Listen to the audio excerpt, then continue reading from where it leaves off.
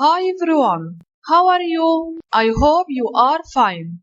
Today we will talk about lesson 4 that talks about the importance of sunlight to living organisms.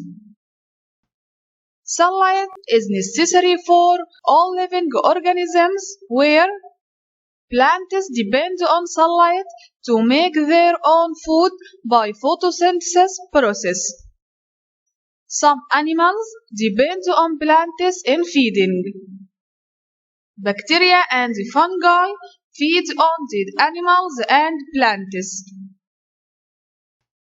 Photosynthesis process. What's the meaning of photosynthesis process? It's a biological process that takes place in the green parts of a plant to make its own food. How does the photosynthesis process occur? This process occurs in the green parts of the plant in the leaves, where number 1, leaves absorb sunlight by chloroplasts and carbon dioxide gas from air. Number 2, roots absorb water and mineral from soil. Number 3, all the previous substances react together to produce plant food and oxygen gas. The photosynthesis process.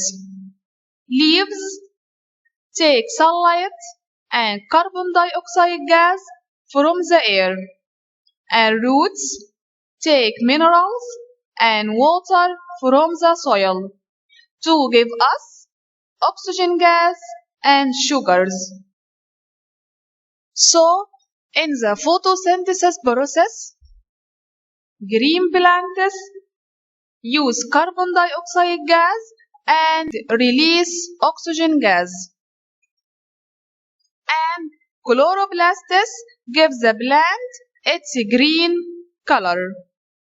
And the plant roots transport water and mineral salt from the soil to stem and leaves. The sun is the main source of energy for plants. Why? Because the sunlight is necessary for plants to make their own food by the photosynthesis process.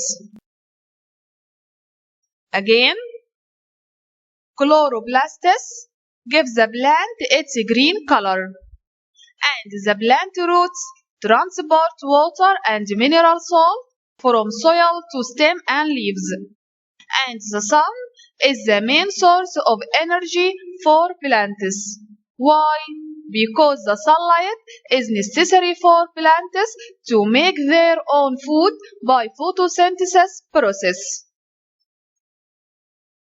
Iodine solution is used to detect the presence of starch, where color of starch turns into blue color.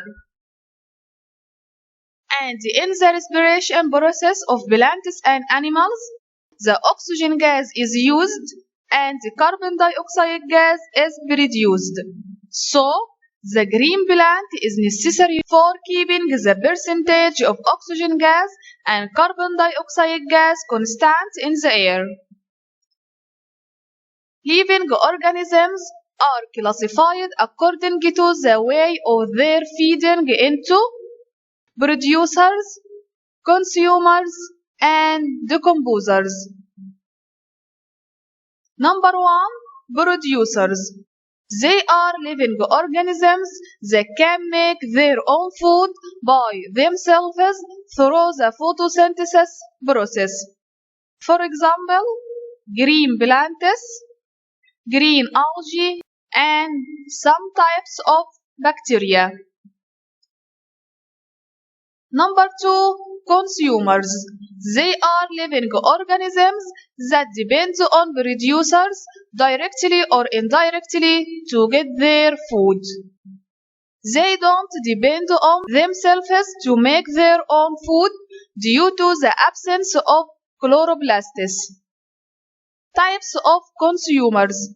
Number 1, consumers feed on producers. Number 2, consumers feed on consumers. Number 1. Consumers feed on producers like cows, sheep, chickens, human. Number 2. Consumers feed on consumers like lions, hawk, snake, and human. Number 3.